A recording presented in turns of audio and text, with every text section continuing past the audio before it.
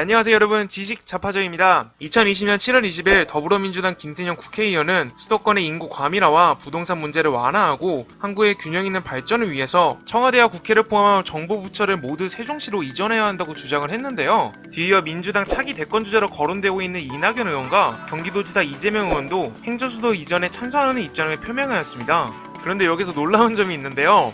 그동안 국회가 여당하고 야당하고 대립을 많이 했잖아요. 근데 민주당과 대척점을 가지고 있던 야당인 미래통합당의 장제원 의원과 정진석 의원 등 일부 의원들도 긍정적인 입장을 표명했다는 건데요. 근데 물론 김종인 비대위원장이 미래통합당의 공식적인 견해가 아니라고 선을 긋기도 하였고, 보수 무소속 홍준표 의원도 충청투표를 노린 대선 전략이라면서 비판을 하기도 했습니다. 그동안 여당과 야당의 갈등이 심했잖아요. 그런 면에서는 같은 주제를 긍정적으로 받아들인다는 점에서 개인적으로 좀 놀랐고요. 서울 과밀화 문제가 현재 한국 내부의 중요한 키포인트로 자리 잡았다고 생각이 듭니다. 여러분들이 여기서 한 가지 아셔야 하는 게, 행정수도 이슈는 이번이 처음이 아닌데요. 1971년 대선 당시 김대중 후보의 공약을 시작으로 박정희 대통령 시절에도 행정수도 건설을 구상한 적이 있었습니다.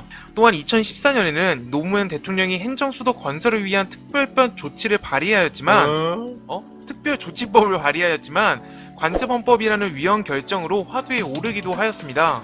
이렇듯 몇십 년이 지나도 행정수도 이전은 실현되지 못하고 있는데요. 과연 행정수도를 이전하면 서울의 과밀화를 해소할 수 있을까요? 제가 한번 알아보겠습니다. 먼저 행정수도로 거론되고 있는 세종시에 대해 간략하게 짚고 넘어가자면, 세종시는 충청남도와 충청북도 사이에 있고 대한민국 한가운데에 위치한 도시인데요. 정식 명칭은 세종특별자치시로서 대한민국 행정의 중심지로 활약하기 위한 도시입니다. 만약 행정수도를 세종시로 이전하게 된다면 만들어진 인프라로 인해서 세종시와 인근 충청도 일대에 개발을 일으키게 되어 유통업과 건설업, 서비스업 등 부동산 투자가 아닌 다른 산업의 투자가 발생될 수 있는데요. 투자가 이루어진 지역에 인프라가 만들어지게 되면 서울과 지방을 비교했을 때 상대적으로 가격이 저렴한 지방이 경쟁력이 있게 되는 것이고, 자연스럽게 과밀화는 해소될 것입니다. 또한 서울에서 이동하는 국회와 청와대, 정부 부처 등을 각 회사로 생각을 한다면 대규모 인력 자원이 세종시에 투입이 되는 것이고, 정부와 협력한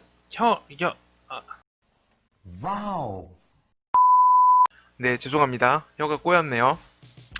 정부와 협력하는 회사들도 세종시에 올 수 있는 가능성도 있어 회사들이 수도권에만 몰려있는 현 상황을 타개할 수 있다는 겁니다. 다만 우려되는 점은 행정수도의 기능은 이전하였지만 결과적으로 겉으로만 이전한 결과가 나올 수 있다는 것인데요.